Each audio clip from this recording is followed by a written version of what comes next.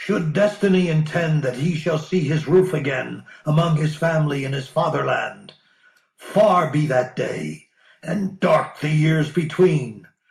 Let him lose all companions, and return under strange sail to bitter days at home. In these words he prayed, and the god heard him. Now he laid hands upon a bigger stone, and wheeled around, titanic for the cast, to let it fly in the black-prowed vessel's track. But it fell short, just aft the steering oar, and whelming seas rose giant above the stone to bear us onward toward the island. There, as we ran in, we saw the squadron waiting, the trim ships drawn up side by side, and all our troubled friends who waited, looking seaward. We beached her, grinding keel in the soft sand, and waded in ourselves on the sandy beach. Then we unloaded all the Cyclops flock, to make division, share and share alike.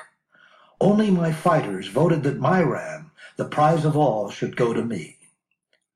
I slew him by the seaside, and burnt his long thigh bones to Zeus beyond the storm cloud, Cronus' son, who rules the world. But Zeus disdained my offering. Destruction for my ships he had in store, and death for those who sail them, my companions.